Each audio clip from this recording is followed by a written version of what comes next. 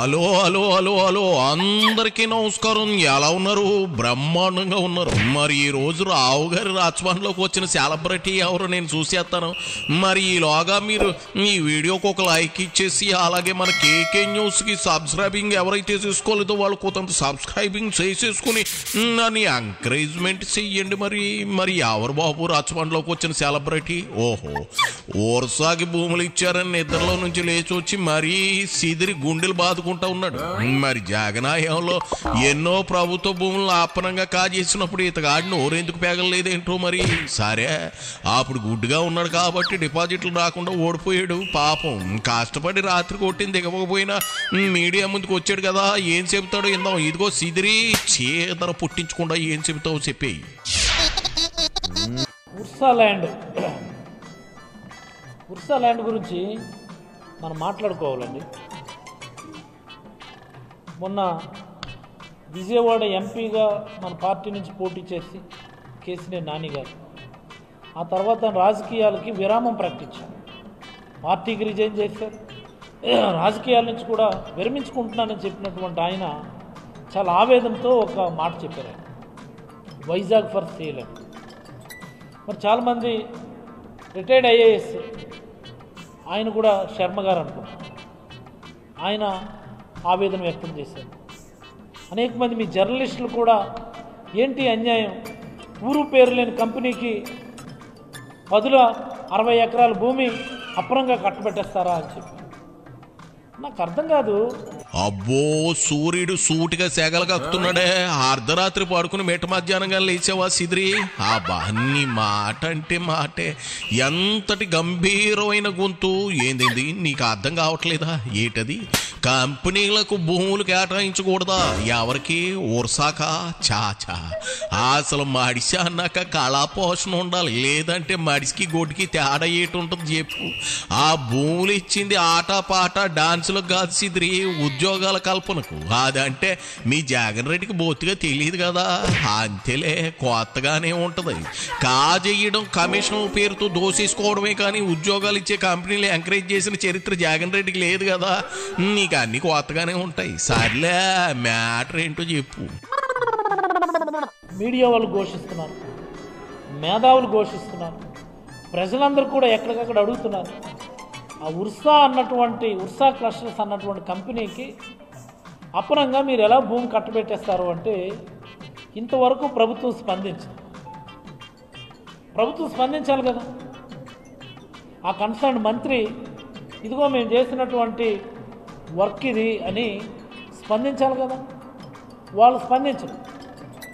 ఆ కంపెనీ వాడు స్పందించాడు. మొన్న నాకు చాలా ఆశ్చర్యం వేసింది. నాకు కంపెనీ వాడు ఏమంటాడు, కంపెనీ వాడు ఒక నోట్ రిలీజ్ చేశాడు. Ursa pouring India's AI revolution అని చెప్పి ఒక నోట్ రిలీజ్ చేసి, నోట్లో 2 పాయింట్లు ఉన్నాయి. మనం చాలా ప్రధానంగా గమనించాల్సినటువంటి పాయింట్లు ఇవి. ఈ రాష్ట్రంలో ఉన్నటువంటి యువకులు మేధావులు గమనించాల్సినటువంటి అంశం ఇది. చూడు సిదిరి, ఓర్సా సంస్థ నోట్ రిలీజ్ చేసిందంటే ఏమనుకోవాలి? పారదర్శకంగా ఉన్నట్లే కదా. మేధావులు, మీడియా వాళ్ళు గమనించాల్సిన అంశం అంటూ బలేగా చెబుతా ఉన్నావుగా. గంజాయిలో రాష్ట్రాన్ని నెంబర్ 1గా ఉంచిన జగన్ రెడ్డిని చూసి సదరు మేధావులు, మీడియా వారు కూడా అప్పట్లో దుమ్మెత్తిపోసారు. జగన్ ఏమైనా స్పందించాడా? ఇప్పుడు గుండె బాదుకుంటున్నా నువ్వేమైనా స్పందించావా? దొన్నపోతు మీద వాన పడ్డట్లు కామ్గా ఉండిపోయావు. అది సరే, ఓర్సా సంస్థ ఏమని ఆ నోట్లో రాశారో ముందు అది చెప్పి దొబ్బించుకో. ఉర్సా వాళ్ళు రిలీజ్ చేసినటువంటి మాట ఏంటంటే, we did not receive the land for 99 paisa per acre. Our proposal was, అంటే their proposal, Ursa clusters proposal was 1 crore per acre for 3.5 acres and 50 lakhs per acre for 56.5 acres. వాళ్ళు proposal పెట్టారు. ఆ 3.5 ఎకరాలేమో ఎకరా ₹1,00,00,000 ఇవ్వండి. Hill 3లో కాపులపాడులో 56.5 ఎకరాలు ఎకరా 50 లక్షలకి ఇవ్వండి అని వీళ్ళు ప్రపోజల్ పెడితే గవర్నమెంట్ వెంటనే దాన్ని అప్రూవ్ చేసింది. అంటే గవర్నమెంట్కి అక్కడ ఉన్నటువంటి రేట్ ఏంటో, అక్కడ ఉన్నటువంటి స్టాటిస్టిక్స్ ఏంటో, అక్కడ ఉన్నటువంటి కాస్ట్ ఎఫెక్టివిటీ ఏంటో గవర్నమెంట్ ఆలోచించదా?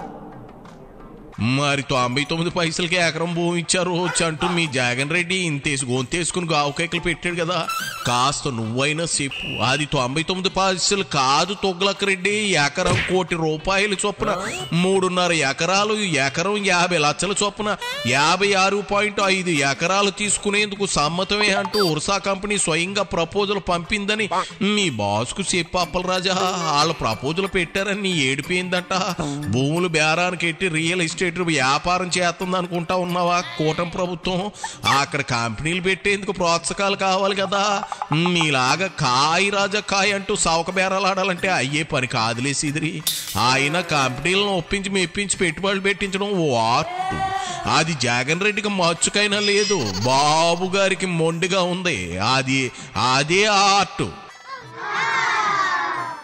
ఎవరో ఊరు పేరు లేని వాళ్ళు మాకు 25 లక్షలు 50 లక్షలు ల్యాండ్ ఇవ్వండి అంటే మీరు అంతే రేటుకి క్యాబినెట్ అప్రూవ్ చేస్తుందా? ఇదేనా క్యాబినెట్ పని? ఈ రాష్ట్ర ప్రభుత్వ ఆస్తుల్ని ఇలాగే తగలబెట్టేస్తారా మీరు?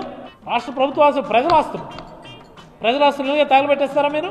రాష్ట్ర ప్రభుత్వం నిర్ణయించలేదు ధర. ఇక్కడ ఇది మనందరం గమనించాలి.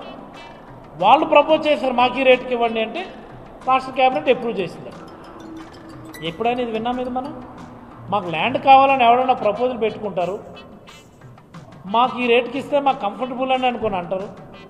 అది రాష్ట్ర ప్రభుత్వం రేటు నిర్ణయించి అక్కడ ఉన్నటువంటి పరిస్థితులు నిర్ణయించి ఈ రేటుకి మీకు ఇస్తున్నాము అని చెప్తుంది.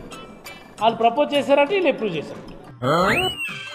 ఇదిగో సీదిరి, రేపటి రోజున ఈ కంపెనీ పెట్టుబడులు పెట్టకుండా ఉద్యోగ ఉపాధి అవకాశాలు ఇవ్వకుండా ఉంటే అప్పుడు మీరు ఈ గోల చేసేయాలి. కంపెనీలను అసలు ఏపీలోకి రాకూడదు అని మీరు మీ పార్టీ వాళ్ళు కంకణం కట్టుకున్నారా ఏంటి? డ్రాయర్ల కంపెనీ సైతం కమిషన్ కక్కుర్తో రాష్ట్రం వదిలిపోయేలా చేసేసింది మీరు కాదు.